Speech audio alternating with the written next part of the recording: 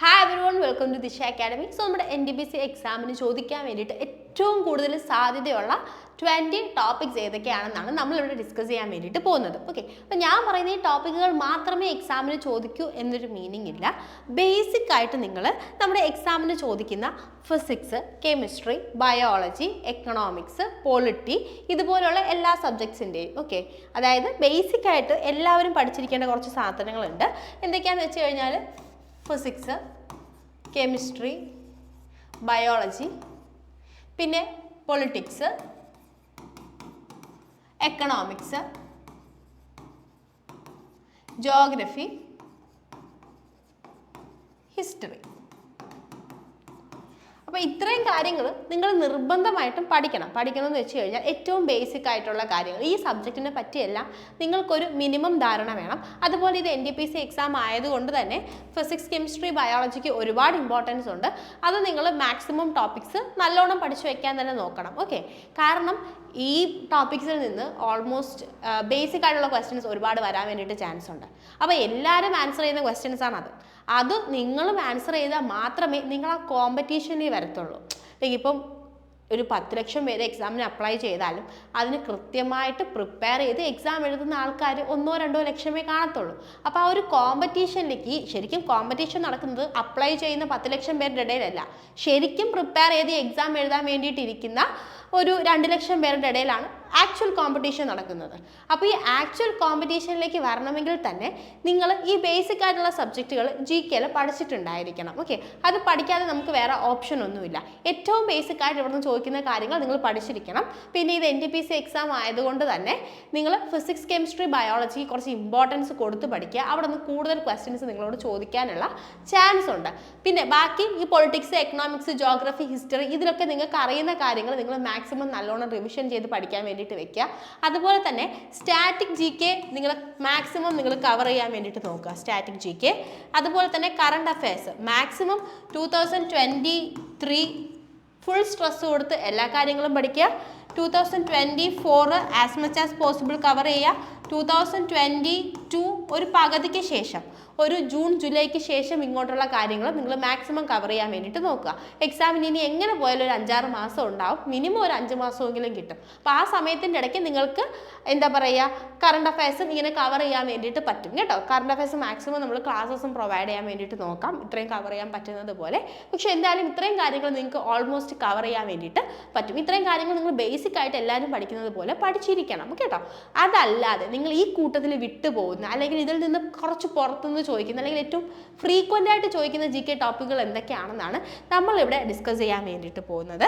അപ്പം ഏറ്റവും കൂടുതൽ റിപ്പീറ്റഡ് ആയിട്ട് വരുന്ന ടോപ്പിക്കുകൾ, അതിൽ നിന്ന് തന്നെ വരുന്ന സബ് ടോപ്പിക്കുകൾ ഞാൻ നോട്ട് ചെയ്ത് വെച്ചിട്ടുണ്ട്.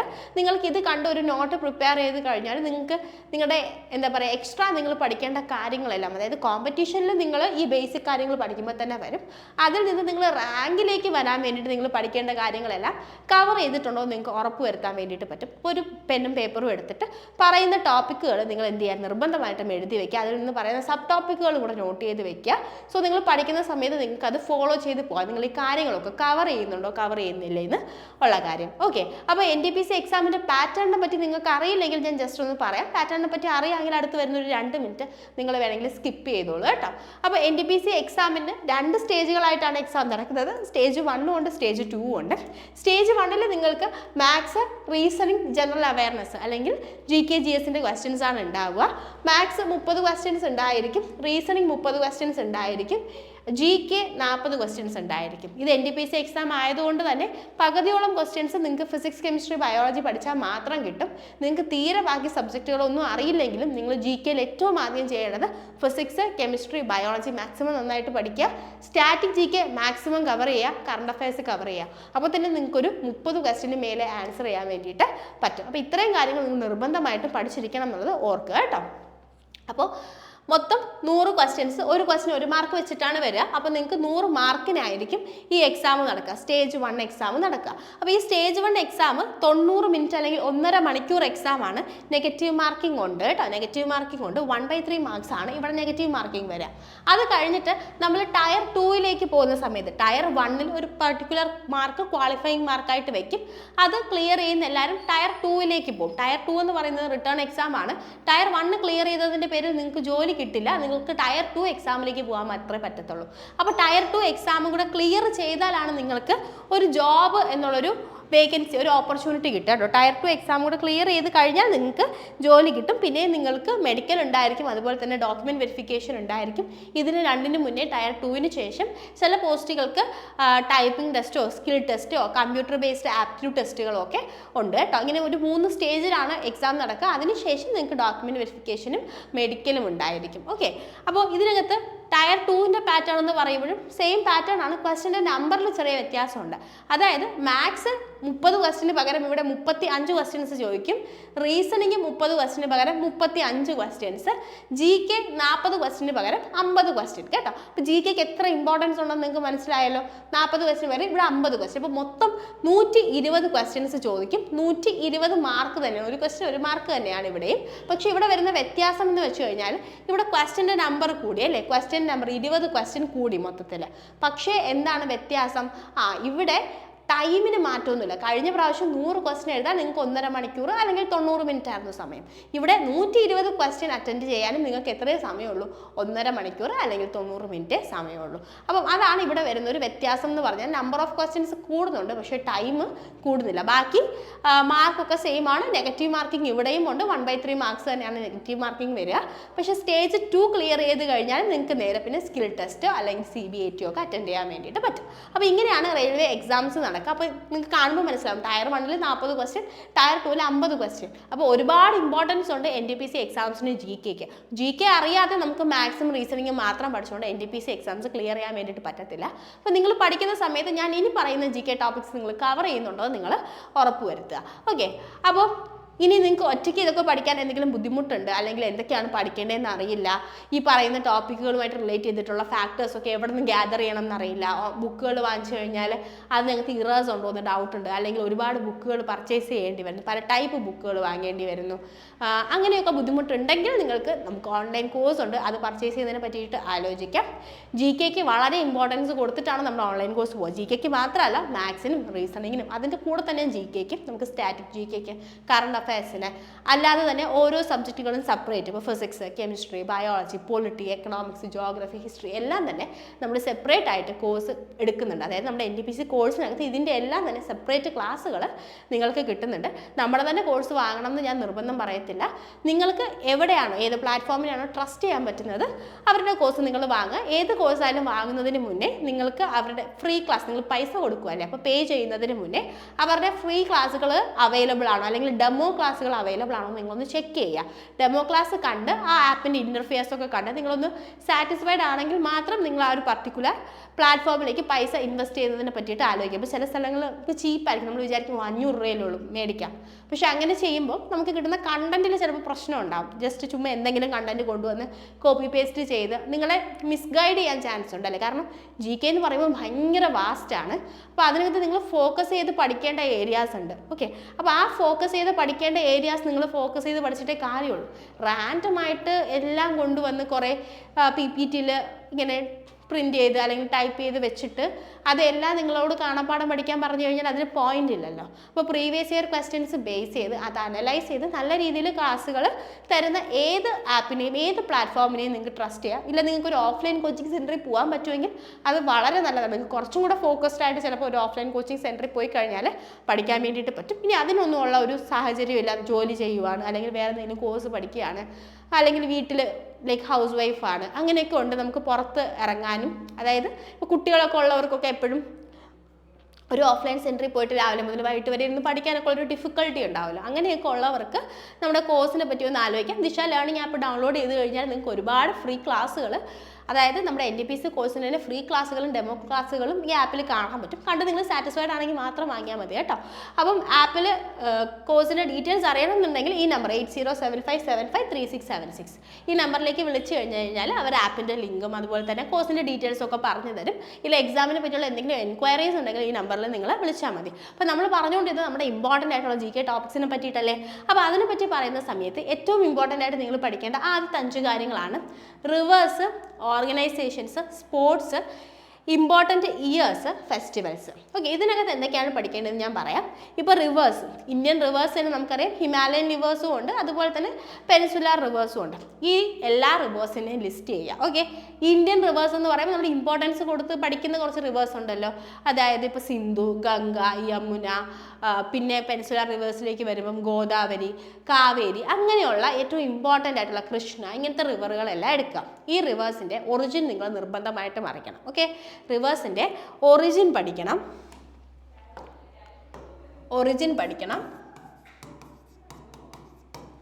പിന്നെ ഈ റിവേഴ്സ് പോകുന്ന സ്റ്റേറ്റ്സ് പഠിക്കണം. ഓക്കെ, ഏതെങ്കിലും ഇമ്പോർട്ടൻ്റ് ആയിട്ടുള്ള സിറ്റീസ് ഈ റിവറിൻ്റെ കരയിലുണ്ടോ എന്ന് നിങ്ങൾ പഠിക്കണം. ഓക്കെ, ഇപ്പം ഗംഗയുടെ തീരത്ത് ഏതൊക്കെ ഫേമസ് സിറ്റീസ് ഉണ്ട്, അങ്ങനെയുള്ള കാര്യങ്ങൾ നിങ്ങൾ പഠിക്കുക. ഫേമസ് സിറ്റീസ്, റിവറിൻ്റെ കരയിലുള്ള സിറ്റീസ്, ഒരുപാട് സിറ്റീസ് ഉണ്ട് കേട്ടോ. അങ്ങനെ ഇപ്പം നമ്മുടെ എന്താ പറയുക, വാരണാസി, പ്രയാഗ്രാജ്, ഇങ്ങനത്തെ ഒരുപാട് സിറ്റീസ് ഉണ്ട്. ആ സിറ്റീസ് എല്ലാം ഏതൊക്കെ റിവേഴ്സിൻ്റെ കരയിലാണെന്നുള്ളത് നിങ്ങൾ കൃത്യമായിട്ട് പഠിക്കണം. പിന്നെ ഇപ്പം വലിയ ഇമ്പോർട്ടൻസ് ഇല്ലാത്തൊരു ഏരിയ ആണ്, എന്നാലും ചോദിച്ച് കാണാറുള്ള ഒരു ക്വസ്റ്റ്യൻ വല്ലോ ആ റിവറിൻ്റെ ഡാം നിങ്ങൾ പറ്റുന്നത്ര പഠിച്ചാൽ മതി. കാരണം ഒരുപാട് പഠിക്കാനുണ്ടാവും. അത്ര ഇമ്പോർട്ടൻസ് വരുന്ന കാലത്തുള്ള എക്സാംസിന് അധികം കാണാറില്ല. പക്ഷേ ഒറിജിൻ ചോദിക്കാറുണ്ട്, ഏതൊക്കെ സ്റ്റേറ്റിൽ കൂടെയാണ് പോകുന്നതെന്ന് ചോദിക്കാറുണ്ട്, സിറ്റീസ് ചോദിക്കാറുണ്ട്. സിറ്റീസൊക്കെ ഭയങ്കര ഇമ്പോർട്ടൻ്റ് ആണ്. പിന്നെ നിങ്ങളോട് ചോദിക്കുന്നത് ഇതിൻ്റെ ട്രിബ്യൂട്ടറീസ് ചോദിക്കും, അതുപോലെ തന്നെ ഡിസ്ട്രിബ്യൂട്ടറീസ് ചോദിക്കും. ഡിസ്ട്രിബ്യൂട്ടറീസും ചോദിക്കും. ഇതിൻ്റെ കൂടെ നിങ്ങൾ ഇമ്പോർട്ടൻ്റ് ആയിട്ട് ഓർക്കേണ്ട കാര്യം, ഇപ്പം നിയറസ്റ്റ് ആയിട്ട് ഇപ്പം നമ്മൾ ഡാം എന്ന് പറഞ്ഞപ്പം ഡാം അധികം ഇപ്പം അങ്ങനെ ചോദിച്ച് കാണാറില്ല എന്ന് ഞാൻ പറഞ്ഞു. പക്ഷേ നിയർലി ഈ അടുത്ത കാലത്ത് ഏതെങ്കിലും പ്രോജക്റ്റുകൾ ആ റിവറിൽ നടന്നിട്ടുണ്ടെങ്കിൽ, അല്ലെങ്കിൽ ഏതെങ്കിലും ഡാമുകൾ വന്നിട്ടുണ്ടെങ്കിൽ, അല്ലെങ്കിൽ അതിന് എന്തെങ്കിലും എന്താ പറയുക ആ റിവറുമായിട്ട് റിലേറ്റ് ചെയ്ത് എന്തെങ്കിലും ന്യൂസ് വന്നിട്ടുണ്ടെങ്കിൽ ആ കാര്യം കൂടെ നിങ്ങളൊന്ന് നോട്ട് ചെയ്ത് പഠിക്കണം. അപ്പോൾ റിവേഴ്സ് ഏകദേശം നമുക്ക് അങ്ങനെ കവർ ചെയ്യാൻ വേണ്ടിയിട്ട് പറ്റും. പിന്നെ ഇമ്പോർട്ടൻ്റ് ഓർഗനൈസേഷൻസ് എന്ന് പറയുമ്പം ഏറ്റവും ഫ്രീക്വൻ്റ് ആയിട്ട് ചോദിക്കുന്ന ഓർഗനൈസേഷൻസ് ഞാൻ നോട്ട് ചെയ്ത് വെച്ചിട്ടുണ്ട് കേട്ടോ, പറഞ്ഞുതരാം. UN, World Bank, World Trade Organisation, UN, World Bank, World Trade Organisation. പിന്നെ ചോദിക്കുന്നത് WHO, World Health Organisation, Asian Development Bank, Red Cross, BRICS, G20. ഇതിനെ പറ്റിയെല്ലാം ഫ്രീക്വൻ്റ് ആയിട്ട് ക്വസ്റ്റ്യൻസ് വരാറുണ്ട്. ഇതല്ലാതെ ഒരുപാട് ഓർഗനൈസേഷൻസ് ഉണ്ട്. ക്വസ്റ്റ്യൻ പേപ്പേഴ്സ് നോക്കിയപ്പം ഏറ്റവും കൂടുതൽ ക്വസ്റ്റ്യൻസ് വന്ന ഏരിയാസ് ആണ് ഞാൻ പറയുന്നത്. ഒരിക്കൽ കൂടെ നോട്ട് ചെയ്തോളൂ. UN, World Bank, World Trade Organisation, WHO, Asian Development Bank, Red Cross, BRICS, G20. Okay, ഞാൻ നോട്ട് ചെയ്ത് ക്വസ്റ്റ്യൻ പേപ്പേഴ്സ് നോക്കി നോട്ട് ചെയ്ത് വെച്ചതാണ്. അപ്പോൾ ഇത്രയും ഏരിയയിൽ നിന്ന് ക്വസ്റ്റ്യൻസ് ഫ്രീക്വൻ്റ് ആയിട്ട് വരാനുള്ള ചാൻസ് ഉണ്ട്. ഓക്കെ, അപ്പോൾ ഈ ഓർഗനൈസേഷൻസ് ഇതിൻ്റെ ഇപ്പോഴത്തെ എന്താ പറയുക പ്രസിഡൻറ്റോ ചെയർപേഴ്സൺ, മെമ്പേഴ്സ്, ഇങ്ങനത്തെ കാര്യങ്ങളെല്ലാം നിങ്ങൾ നോക്കുക. അതുപോലെ തന്നെ ഇവരുടെ ഹെഡ് ക്വാർട്ടേഴ്സ് എവിടെയാണെന്ന് നോക്കുക. ഇത് ഫൗണ്ട് ചെയ്ത ഇയർ നോക്കുക. ഇങ്ങനത്തെ കാര്യങ്ങളെല്ലാം നിങ്ങൾ നോക്കി വെക്കുക. നിർബന്ധമായിട്ടും പഠിക്കുക, അത് ചോദിക്കും കേട്ടോ. അടുത്ത് നിങ്ങൾ പഠിക്കേണ്ടത് സ്പോർട്സ് ആണ്. സ്പോർട്സിനകത്തും പ്ലെയേഴ്സിനെ പറ്റി പഠിക്കണം. ഓരോ ഇവൻസിൻ്റെയും ഇമ്പോർട്ടൻ്റ് ആയിട്ടുള്ള പ്ലെയേഴ്സ്, ഏതെങ്കിലും റെക്കോർഡ്സ് ഒക്കെ ഈ അടുത്ത കാലത്ത് ബ്രേക്ക് ചെയ്തിട്ടുണ്ടോ എന്ന് നോക്കുക. അങ്ങനെയുണ്ടെങ്കിൽ അത് പഠിക്കുക. ഓക്കെ, ഇനി ഇമ്പോർട്ടൻ്റ് ആയിട്ട് ചോദിക്കുന്ന കാര്യങ്ങൾ ഞാൻ പറയാം. ക്രിക്കറ്റ് ആണെന്നുണ്ടെങ്കിൽ ICC world cup, T20 world cup, അതുപോലെ തന്നെ ഫേമസ് പ്ലെയേഴ്സ്, അതുപോലെ തന്നെ റെക്കോർഡ്സ്, ഇത്രയും കാര്യങ്ങൾ ഫ്രീക്വൻ്റ് ആയിട്ട് ചോദിച്ച് കാണാറുണ്ട്.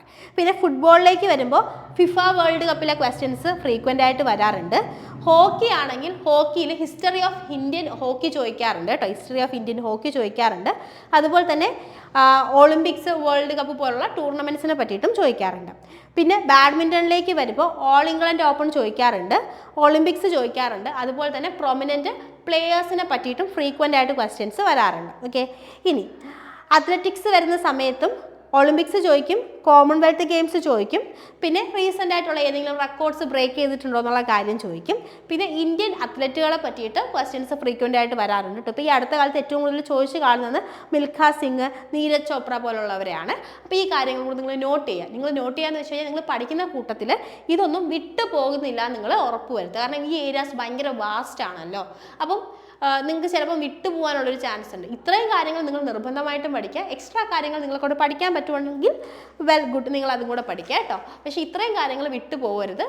ഞാൻ ഒരുപാട് നോക്കി കണ്ടുപിടിച്ച ടോപ്പിക്കുകളാണ് ഇതെല്ലാം കേട്ടോ. ഒരുപാട് ക്വസ്റ്റ്യൻ പേപ്പേഴ്സ് അടുത്ത കാലത്ത് നടന്ന NTPC മാത്രമല്ല, NTPC ഇപ്പോൾ നടന്നിട്ടൊരു 2 വർഷത്തോളം ആയല്ലോ. 2022 ലാസ്റ്റ് എക്സാം ഉണ്ടായിരുന്നത്. അപ്പോൾ അത് കഴിഞ്ഞതിന് ശേഷം ഒരുപാട് നോക്കിയതിന് ശേഷമാണ് കേട്ടോ. ഒരുപാട് ക്വസ്റ്റ്യൻ പേപ്പേഴ്സ് റീസെൻ്റ് ആയിട്ട് നടന്ന എക്സാംസിൻ്റെ എല്ലാം നോക്കിയിട്ടാണ് ഇത്രയും ക്വസ്റ്റ്യൻസ് വരുന്നുണ്ടെന്ന് ഞാൻ പറഞ്ഞത്. അപ്പോൾ ഈ ഏരിയാസൊക്കെ നിങ്ങൾ ഫോക്കസ് ചെയ്യുക. ഓക്കെ. പിന്നെ ഫെസ്റ്റിവൽസും ഫെയേഴ്സ് ആൻഡ് ഫെസ്റ്റിവൽസ് ഭയങ്കര ഇമ്പോർട്ടൻ്റ് ആണ്. അത് ഞാൻ പ്രത്യേകിച്ച് പറയേണ്ട കാര്യമില്ല. ഓരോ സ്റ്റേറ്റിൻ്റെയും ഫെയേഴ്സ്, ഫെസ്റ്റിവൽസ് നിങ്ങൾ മാക്സിമം കവർ ചെയ്യാൻ വേണ്ടിയിട്ട് നോക്കുക. ആ കവർ ചെയ്യുന്ന കൂട്ടത്തിൽ നിങ്ങൾ നോക്കേണ്ട കാര്യം എന്താണെന്ന് വെച്ച് കഴിഞ്ഞാൽ ഫെയേഴ്സും ഫെസ്റ്റിവൽസും നടക്കുമ്പോൾ ഇതിനകത്ത് എന്താ പറയുക, ഏതെങ്കിലും ഒരു ടെമ്പിൾ ബേസ് ചെയ്തിട്ട് ആണോ ആ ഫെയർ അല്ലെങ്കിൽ ഫെസ്റ്റിവൽ നടക്കുന്നതെന്ന് നോക്കുക. അങ്ങനെയാണെങ്കിൽ ആ ടെമ്പിളിൻ്റെ സ്റ്റേറ്റും ബാക്കി ഡീറ്റെയിൽസും കാര്യങ്ങളൊക്കെ നോക്കുക. ടെമ്പിൾസ് പോലും ഇമ്പോർട്ടൻ്റ് ആയിട്ട് ചോദിക്കുന്ന ഒരു കാര്യമാണ് കേട്ടോ. ടെമ്പിൾസ്, യുനെസ്കോ ഒക്കെ എപ്പോഴും ചോദിക്കുന്ന കാര്യങ്ങളാണ്. അപ്പം അങ്ങനെ ടെമ്പിൾസിൻ്റെ കാര്യം, ഏതെങ്കിലും ടെമ്പിളുമായിട്ട് റിലേറ്റ് ചെയ്തിട്ടാണോ ഈ എക്സാംസ് നടക്കുന്നതെന്നുള്ള കാര്യം നിങ്ങൾ ഒന്ന് നോക്കുക. പിന്നെ നിങ്ങൾ നോക്കേണ്ട കാര്യം എന്താണെന്ന് വെച്ച് കഴിഞ്ഞാൽ ഏതെങ്കിലും ഒരു പർട്ടിക്കുലർ കമ്മ്യൂണിറ്റിയുമായിട്ട് റിലേറ്റ് ചെയ്തതാണോ, ഏതെങ്കിലും ഒരു പർട്ടിക്കുലർ പ്രത്യേകിച്ച് ഈ ട്രൈബൽ കമ്മ്യൂണിറ്റിയൊക്കെ ആയിട്ട് റിലേറ്റ് ചെയ്തിട്ട് നടക്കുന്ന എക്സാമുകൾ എപ്പോഴും ചോദിച്ച് കാണാറുണ്ട്. അപ്പോൾ ഏതെങ്കിലും എന്താ പറയുക കമ്മ്യൂണിറ്റിയുമായിട്ട് റിലേറ്റ് ചെയ്തിട്ടാണോ ഈ എക്സാം നടക്കുന്നതെന്നും കൂടെ നിങ്ങളൊന്ന് നോക്കണം. ഓക്കെ. അപ്പോൾ ഈ 5 കാര്യങ്ങൾ നിങ്ങൾ നോട്ട് ചെയ്ത് വെച്ച് കഴിഞ്ഞാൽ അടുത്ത കാര്യത്തിലേക്ക് നമുക്ക് പോകാം. ഇപ്പോൾ പറഞ്ഞതിൽ എന്തെങ്കിലും നോട്ട് ചെയ്യാൻ നിങ്ങൾക്ക് ബാക്കിയുണ്ടെങ്കിൽ ഞാൻ മാറി നിന്ന് തരാം. പെട്ടെന്ന് നിങ്ങളൊന്ന് നോട്ട് ചെയ്തെടുത്തോളൂ.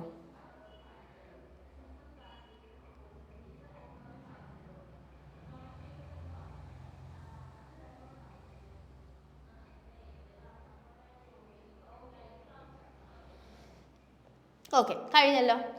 അപ്പം ഇത്രയും കാര്യങ്ങൾ നിങ്ങൾ പഠിക്കുക. ഞാൻ പറഞ്ഞതുപോലെ പറഞ്ഞ ഓർഗനൈസേഷൻസ്, സ്പോർട്സ് കാര്യങ്ങൾ നിർബന്ധമായിട്ട് നിങ്ങൾ നോട്ട് ചെയ്ത് വെക്കുക. 2021 ഇതിന് മുന്നേ എക്സാം നടന്ന സമയത്ത് ചോദിച്ച ഏരിയാസ് ആണ് കേട്ടോ നമ്മൾ ഫോക്കസ് ചെയ്ത് പറഞ്ഞത്.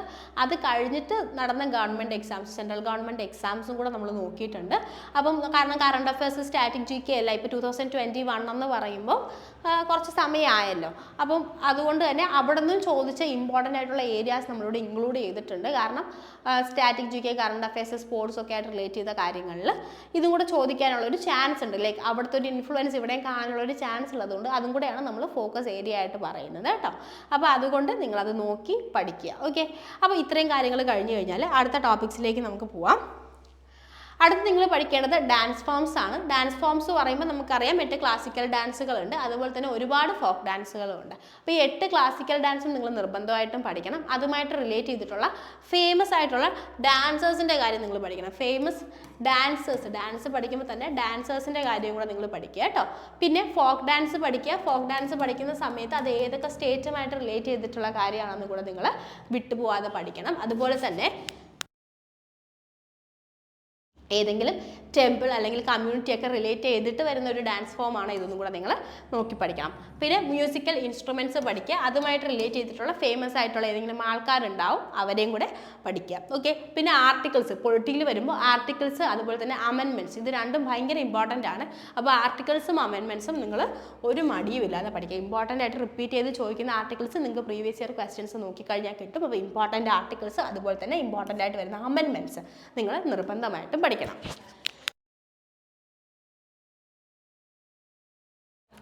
പിന്നെ നിങ്ങൾക്ക് ഇവിടെ ചെയ്യാൻ പറ്റുന്നത് എന്താണെന്ന് വെച്ച് കഴിഞ്ഞാൽ ഫോറിൻ ട്രാവലേഴ്സ് പഠിക്കാം. ഫോറിൻ ട്രാവലേഴ്സ് എന്ന് പറയുമ്പോൾ പ്രത്യേകിച്ച് നമ്മുടെ മിഡീവിയൽ കാലഘട്ടം, നമുക്കറിയാം ഹിസ്റ്ററിയെ 3ആയിട്ട് ഡിവൈഡ് ചെയ്തിട്ടുണ്ട് അല്ലേ.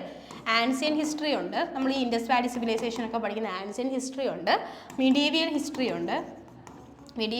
ഉണ്ട്, പിന്നെ മോഡേൺ ഹിസ്റ്ററി ഉണ്ട്. ഇതിനകത്ത് മിഡീവിയൽ ഹിസ്റ്ററി സമയത്ത് ആ കാലഘട്ടത്തിൽ വരുന്ന ഫോറിൻ ട്രാവലേഴ്സ്, ഒരുപാട് ട്രാവലേഴ്സ് ആ സമയത്ത് നമ്മുടെ ഡിഫറെൻ്റ് ആയിട്ടുള്ള കിങ്സിൻ്റെ കോർട്ടൊക്കെ വിസിറ്റ് ചെയ്തിട്ടുണ്ട്. അപ്പോൾ അവർ കോർട്ട് വിസിറ്റ് ചെയ്തിട്ടുണ്ട്. ആ വന്ന കാലഘട്ടം പഠിക്കുക, ഒരു ടൈം പീരീഡ് ഉണ്ടാവും അല്ലെങ്കിൽ പെർട്ടിക്കുലർ ഇയർ ഉണ്ടാവും, അത് പഠിക്കുക. ഏത് രാജാവിൻ്റെ കോർട്ടാണ് വിസിറ്റ് ചെയ്തത്, അയാൾ ഏത് എന്താ പറയുക ഒരു രാജവംശത്തിൻ്റെ ഭാഗമാണെന്നുള്ള കാര്യം പഠിക്കുക. അതുപോലെ തന്നെ ചിലതല്ല മിക്ക ആൾക്കാരും ഇവിടെ വിസിറ്റ് ചെയ്തിട്ട് അവരെന്താ ചെയ്തതെന്ന് വെച്ച് കഴിഞ്ഞാൽ അവർ ചില ബുക്സൊക്കെ എഴുതിയിട്ടുണ്ട് ഇന്ത്യ വിസിറ്റ് ചെയ്തിട്ട്. അപ്പോൾ ആ പർട്ടിക്കുലർ അങ്ങനെ ഏതെങ്കിലും ബുക്ക് എഴുതിയിട്ടുണ്ടെങ്കിൽ ആ ബുക്ക് എന്തുമായിട്ട് റിലേറ്റ് ചെയ്ത കാര്യമാണ്. ഇത്രയും കാര്യങ്ങൾ നിങ്ങൾ നിർബന്ധമായിട്ടും പഠിച്ചിരിക്കണം കേട്ടോ. ഫോറിൻ ട്രാവലേഴ്സ് റീസെൻ്റ് ആയിട്ട് ക്വസ്റ്റ്യൻ ഒരുപാട് ചോദിക്കുന്ന ഒരു ഏരിയ ആണ്. അപ്പോൾ ഇത്രയും കാര്യങ്ങൾ നിങ്ങൾ അടുത്ത ടോപ്പ് 10 ഏറ്റവും പ്രയോറിറ്റി ലിസ്റ്റിൽ നിങ്ങൾ കൂട്ടാം. പിന്നെ വരുന്നത് ഡൈനാസ്റ്റീസ് ആണ്.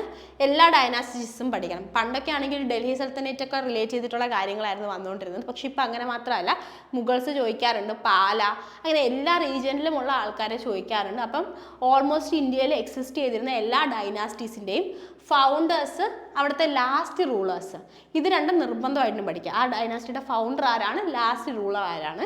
പിന്നെ അല്ലാതെ ഫേമസ് ആയിട്ടുള്ള വല്ല ടെമ്പിൾസ് ഉണ്ടാക്കിയ ആൾക്കാർ അല്ലെങ്കിൽ എന്തെങ്കിലും മോണമെൻറ്റ്സ് ഉണ്ടാക്കിയ ആൾക്കാർ ഇങ്ങനെയൊക്കെ ഉണ്ടെങ്കിൽ ആ ആൾക്കാരുടെ പേര്, അതുപോലെ തന്നെ അവർ ഏത് ഡൈനാസ്റ്റി ആയിരുന്നു എന്നും കൂടെ നിങ്ങളൊന്ന് നോക്കി വെക്കണം കേട്ടോ. പിന്നെ അപ്പോയിൻമെൻറ്റ്സ് എന്ന് പറയുമ്പോൾ റീസെൻ്റ് ആയിട്ട് നടന്ന അപ്പോയിൻമെൻറ്റ്സ് എല്ലാം നോക്കുക. ലൈക്ക് മിനിസ്റ്റേഴ്സ്, ചീഫ് മിനിസ്റ്റേഴ്സ്, അങ്ങനെ ആരെങ്കിലുമൊക്കെ വന്നിട്ടുണ്ടെങ്കിൽ അത് നോക്കുക. പിന്നെ അതല്ലാതെ തന്നെ ഇപ്പോൾ റീസെൻ്റ് ആയിട്ട് ഒരുപാട് ചോദിച്ച് കാണുന്നതാണ് നമ്മുടെ യൂട്യൂബ്, മെറ്റ, അല്ലെങ്കിൽ വാട്സപ്പ്, ഇൻസ്റ്റഗ്രാം, ഫേസ്ബുക്ക്, ഇങ്ങനെയുള്ള ഫേമസ് ആയിട്ടുള്ള സംഭവങ്ങളൊക്കെ ഉണ്ടാവുമല്ലോ. അപ്പോൾ അതിൻ്റെയൊക്കെ CEO ആരാന്ന് ചോദിച്ച് കാണാറുണ്ട്. അതൊന്ന് നോട്ട് ചെയ്ത് വെക്കുക. അതുപോലെ തന്നെ ഇവരുടെ എല്ലാവരുടെയും ഈ ഒരു പുതിയ ഓർഗനൈസേഷൻസിനൊക്കെ ഏതെങ്കിലും പുതിയ ബ്രാൻഡ് അംബാസഡേഴ്സ് ആരെങ്കിലും വന്നിട്ടുണ്ടെങ്കിൽ, ഏതെങ്കിലും ആക്ടേഴ്സ് അങ്ങനെ ആരെങ്കിലും ഒക്കെ ആയിരിക്കുമല്ലോ, അതും കൂടെ നിങ്ങളൊന്ന് നോട്ട് ചെയ്ത് വെക്കുക കേട്ടോ. ഇപ്പോൾ ഫ്ലിപ്കാർട്ട് എല്ലാം നോക്കി വെക്കുക. ഓക്കെ. പിന്നെ 5 ഇയർ പ്ലാൻസ് എക്കണോമിക്സിൽ നിങ്ങൾക്ക് ഒഴിവാക്കാൻ പറ്റാത്തൊരു ഏരിയയാണ് 5 ഇയർ പ്ലാൻസ്. അത് നിർബന്ധമായിട്ടും പഠിക്കണം. പിന്നെ ഇന്ത്യയിലുള്ള ന്യൂക്ലിയർ പവർ പ്ലാന്റുകൾ പഠിക്കുക. ഇതിൽ ഫസ്റ്റ് ഏതാണ്, ലാസ്റ്റ് വന്നത് ഏതാണ്, ബാക്കിയുള്ള എല്ലാ ന്യൂക്ലിയർ പവർ പ്ലാന്റുകളും ഏതൊക്കെ ഏരിയയിലാണുള്ളത്, ലൈക്ക് ഏതൊക്കെ സംസ്ഥാനത്തിലാണുള്ളത്. പിന്നെ നിങ്ങൾക്ക് പറ്റുമെങ്കിൽ ഓരോ സ്ഥലത്തും ഉപയോഗിക്കുന്ന ഫ്യൂവൽ ഏതാണെന്ന് കൂടെ നോക്കുക. ഫ്യൂവൽ അങ്ങനെ ഒരുപാട് ചോദിച്ച് കാണാറില്ല, പക്ഷേ എന്നാലും ചില സമയത്ത് ക്വസ്റ്റ്യൻ വരാറുണ്ട്. പക്ഷേ ന്യൂക്ലിയർ പവർ പ്ലാന്റുകളുടെ പേര് അത് ഏതൊക്കെ സ്ഥലത്താണെന്നുള്ളത് നിങ്ങൾ നിർബന്ധമായിട്ട് നോക്കുക. പിന്നെ ബയോളജിയിലേക്ക് വരുമ്പോൾ അവിടെ വിറ്റാമിൻസ് ഡെഫിഷ്യൻസി ഡിസീസസ് എപ്പോഴും ചോദിക്കുന്നതാണ് കേട്ടോ. ബയോളജിയിൽ ഓരോ വിറ്റാമിൻസ് ഡെഫിഷ്യൻസി ഡിസീസുകൾ, വിറ്റാമിൻ കുറഞ്ഞു കഴിഞ്ഞാൽ ഉണ്ടാകുന്ന ഡെഫിഷ്യൻസി ഡിസീസ്, ഇപ്പോൾ വിറ്റാമിൻ D കുറഞ്ഞ റിക്കറ്റ്സ് ഉണ്ടാകുമെന്ന് പറയില്ലേ, അല്ലെങ്കിൽ വിറ്റാമിൻ A കുറഞ്ഞ നൈറ്റ് ബ്ലൈൻഡ്നെസ് ഉണ്ടാകുമെന്ന് പറയില്ലേ, അങ്ങനെയുള്ള ഡെഫിഷ്യൻസി ഡിസീസുകൾ എപ്പോഴും ചോദിക്കുന്നതാണ്. അത് നിങ്ങൾ നോട്ട് ചെയ്ത് വെച്ച് പഠിക്കുക. ബയോളജി മൊത്തം പഠിക്കണം, പക്ഷേ ഇത് നിങ്ങൾ കുറച്ചും കൂടി ഇമ്പോർട്ടൻസ് കൊടുത്ത് പഠിക്കുക. അതുപോലെ തന്നെ ഹ്യൂമൻ ഡിസീസും എപ്പോഴും ചോദിച്ച് കാണാറുണ്ട്. ഹ്യൂമൻ ഡിസീസ് എന്ന് പറയുമ്പം എന്താ പറയുക, എപ്പോഴും ചോദിക്കുന്ന കുറച്ച് ഡിസീസുകൾ, ഇപ്പോൾ വൈറൽ ഡിസീസുകളുണ്ട്, അല്ലെങ്കിൽ പാരസൈറ്റിക് ഡിസീസുകളുണ്ട്, ബാക്ടീരിയൽ ഡിസീസുണ്ട്. ഇതൊക്കെ ഏത് ടൈപ്പ് ഡിസീസാണ്, ഏതൊക്കെ ജീവികളിൽ നിന്നാണ് പകരുന്നത്, ഈ ജീവികൾക്ക് ലൈഫ് സൈക്കിൾ എങ്ങനെയാണ്, ഒറ്റ ജീവിയിലാണോ 2 ജീവികളിലായിട്ട് ലൈഫ് സൈക്കിൾ തീർക്കുന്നതാണോ, ഇങ്ങനത്തെ കാര്യങ്ങളെല്ലാം ചോദിക്കാറുണ്ട്. അപ്പോൾ അത് നോക്കി വെക്കുക. പിന്നെ അനിമൽ കിങ്ഡവും പ്ലാന്റ് കിങ്ഡവും രണ്ടും ഭയങ്കര ഇമ്പോർട്ടൻ്റ് ആണ്. ഇപ്പോൾ അനിമൽ കിങ്ഡത്തിൻ്റെ കീഴിലാണെങ്കിൽ നിങ്ങൾ +1 ബയോളജി ടെക്സ്റ്റ് നോക്കിക്കഴിഞ്ഞാൽ നിങ്ങൾക്ക് ഡീറ്റെയിൽ ആയിട്ട് പഠിക്കേണ്ട കാര്യങ്ങൾ അവിടെ നിന്ന് കിട്ടും. പ്ലാൻ കിങ്ഡവും അതേ +1 തന്നെ നല്ല രീതിയിൽ പറഞ്ഞിട്ടുണ്ട്. അപ്പോൾ ആ 2 കാര്യങ്ങളിൽ നിന്നും ഒരുപാട് ക്വസ്റ്റ്യൻസ് വരാറുണ്ട്. അത് നിങ്ങൾ പഠിക്കുക കേട്ടോ. ബേസിക് ആയിട്ടുള്ള ഹ്യൂമൻ ഫിസിയോളജി, ഇപ്പോൾ ബ്ലഡ്, ഹാർട്ട്, ബോൺ, അങ്ങനത്തെ കാര്യങ്ങളെല്ലാം നിങ്ങൾ പഠിക്കണം. എൻഡോക്രൈൻ സിസ്റ്റം പഠിക്കണം, ലൈക്ക് സ്കെൽറ്റൽ സിസ്റ്റം പഠിക്കണം, അതെല്ലാം പഠിക്കണം. പക്ഷേ ഈ 2 ഏരിയ നിങ്ങൾക്ക് വിട്ടുപോകാൻ പാടില്ല. കാരണം നമുക്ക് ബയോളജി പഠിക്കുമ്പോൾ എപ്പോഴും ഹ്യൂമൻ ആയി പഠിച്ചു, അല്ലെങ്കിൽ എൻഡോക്രൈൻ സിസ്റ്റം പഠിച്ചു, കിഡ്നി പഠിച്ചു, അങ്ങനെയൊക്കെ പറയാനൊരു താല്പര്യം ഉണ്ടാകും. പക്ഷേ പ്ലാൻ കിങ്ഡം അല്ലെങ്കിൽ അനിമൽ കിങ്ഡം നമ്മൾ എത്രത്തോളം അങ്ങനെ പഠിക്കാറുണ്ടെന്ന് എനിക്കറിയില്ല. കുറേ ആൾക്കാർ പഠിക്കാറുണ്ട്, ചിലർ പഠിക്കാറില്ല. പക്ഷേ ഇത് നിർബന്ധമായിട്ടും പഠിക്കണം. ഇവിടുന്ന് റീസെൻ്റ് ആയിട്ട് ഒരുപാട് ക്വസ്റ്റ്യൻസ് ചോദിച്ച് കാണാറുണ്ട്.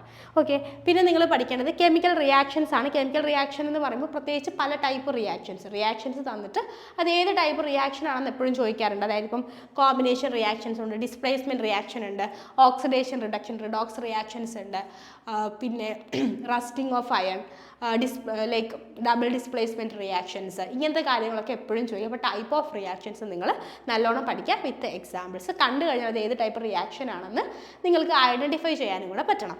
പിന്നെ ഇമ്പോർട്ടൻറ്റ് ഡേയ്സ് പഠിക്കണം. ലൈക്ക് ഇമ്പോർട്ടൻറ്റ് ഡേയ്സ് എന്ന് പറയുമ്പോൾ ഇപ്പോൾ world water day, food day, teachers day, ഇങ്ങനത്തെ കാര്യങ്ങളെല്ലാം നിങ്ങൾ ഓർത്ത് വെച്ച് പഠിക്കണം. ഇതല്ലാതെ പീരിയോഡിക് ടേബിൾ പഠിക്കുക. പീരിയോഡിക് ടേബിൾ എന്ന് പറയുമ്പോൾ പലപ്പോഴും നിങ്ങൾക്ക് ഓരോ എലമെൻറ്റ് തന്നിട്ട് അതിൻ്റെ അറ്റോമിക് നമ്പർ ഏതാണ് എന്ന് ഡയറക്റ്റ് ചോദിക്കാറുണ്ട്. അപ്പോൾ ഫേമസ് ആയിട്ടുള്ള നമ്മൾ അത്യാവശ്യം എന്തെങ്കിലും ഇമ്പോർട്ടൻസ് ഉള്ള എലമെൻസിൻ്റെ എല്ലാം അറ്റോമിക് നമ്പർ, ബേസിക് ആയിട്ടുള്ള നോബിൾ ഗ്യാസുകൾ ഏതൊക്കെയാണ്, ഹാലജൻസ് ഏതൊക്കെയാണ്, alkali metals, alkaline earth metals, പിരീഡുകൾ എത്ര എണ്ണം ഉണ്ട്, ബ്ലോക്ക് എത്ര എണ്ണം ഉണ്ട്, ലൈക്ക് ഗ്രൂപ്പുകൾ എത്ര എണ്ണം ഉണ്ട്, ഇങ്ങനത്തെ കാര്യങ്ങളെല്ലാം നിങ്ങൾ പഠിച്ചു വയ്ക്കുക. ഇമ്പോർട്ടൻ്റ് ആയിട്ടുള്ള എലമെൻറ്റ്സ്, അതിൻ്റെ ആപ്ലിക്കേഷൻസ്. പിന്നെ ഇപ്പം ടങ്സ്റ്റൻ്റെ സിമ്പിൾ W എന്നല്ലേ, അപ്പോൾ അതൊരു ഡിഫറെൻ്റ്. ഇപ്പം ടങ്സ്റ്റൻ എന്ന് കേൾക്കുമ്പോൾ നമുക്ക് T ആണ്, TU ആണ്, TN ആണ്, അങ്ങനെയൊക്കെ നമ്മൾ വിചാരിക്കാൻ ചാൻസ് ഉണ്ട്. പക്ഷേ അതിൻ്റെ സിമ്പിൾ W അല്ലേ. ഇപ്പോൾ മെർക്കുറിയുടെ സിമ്പിൾ HG അല്ലേ. അപ്പം മെർക്കുറി എന്ന് പറയുമ്പോൾ നമുക്ക് വല്ല MG എന്ന് വല്ലതും ആയിരിക്കും എന്ന് വിചാരിക്കാൻ തോന്നും, പക്ഷേ അത് ആക്ച്വലി HG അല്ലേ. അങ്ങനെയുള്ള കാര്യങ്ങളും കൂടെ നിങ്ങൾ നോട്ട് ചെയ്ത് വെച്ച് പഠിക്കുക കേട്ടോ. ഇത്രയും കാര്യങ്ങൾ നിങ്ങളുടെ പ്രിപ്പറേഷനിൽ ഒഴിവായി പോയിട്ടില്ല നിങ്ങൾ ഉറപ്പ് വരുത്തുക. ഇത് മാത്രമേ ചോദിക്കൂ എന്നല്ല ഞാൻ പറഞ്ഞത്, പക്ഷേ ഇത്രയും കാര്യങ്ങൾ നിങ്ങൾ നിർബന്ധമായിട്ടും പഠിച്ചിരിക്കുക. നിങ്ങൾക്ക് ഒരുപാട് ക്വസ്റ്റ്യൻസ് ഇത്രയും ഏരിയ കവർ ചെയ്യുന്നതെന്ന് കിട്ടും. സോ ഈ സെഷൻ നിങ്ങൾക്ക് ഹെൽപ്ഫുൾ ആയെന്ന് ഞാൻ വിചാരിക്കുന്നു. നിങ്ങൾ മാക്സിമം നല്ല രീതിയിൽ പഠിക്കാൻ വേണ്ടിയിട്ട് നോക്കുക. ഇനി എങ്ങനെയാണ് ഈ ടോപ്പിക്കൊക്കെ കണ്ടുപിടിക്കേണ്ടതെന്ന് അറിയത്തില്ലെങ്കിൽ നിങ്ങൾക്ക് നമ്മുടെ കോഴ്സ് സബ്സ്ക്രൈബ് ചെയ്യാം. ഇനി അതല്ലാന്നുണ്ടെങ്കിൽ നിങ്ങൾക്ക് ബുക്ക് മേടിക്കാം. ഇപ്പോൾ ലൂസൻ്റ് എന്ന് പറയുന്ന ഒരു ബുക്കുണ്ട് GK കവർ ചെയ്യാൻ, അല്ലെങ്കിൽ തരുൺ ഗോയലിൻ്റെ ബുക്കുണ്ട് GK കവർ ചെയ്യാൻ, അതല്ലെങ്കിൽ നിയോൺ പബ്ലിക്കേഷൻസിൻ്റെ ബുക്കുണ്ട്. അപ്പോൾ ഈ ബുക്കുകളൊക്കെ അത്യാവശ്യം കുഴപ്പമില്ലാത്ത ബുക്കുകളാണ്, ഇറർ ഫ്രീ ആണ്. അപ്പം ഫ്രീ ലൈക്ക് 100% എന്ന് പറയാൻ പറ്റത്തില്ല, but to an extent error free ആണ്. അപ്പോൾ അതുകൊണ്ട് നിങ്ങൾക്ക് മാക്സിമം ഈ ബുക്കുകളെയൊക്കെ ട്രസ്റ്റ് ചെയ്യുന്ന പഠിക്കാം കേട്ടോ. സോ ഹാപ്പി ലേണിംഗ്, നന്നായിട്ട് പഠിക്കുക. All the best.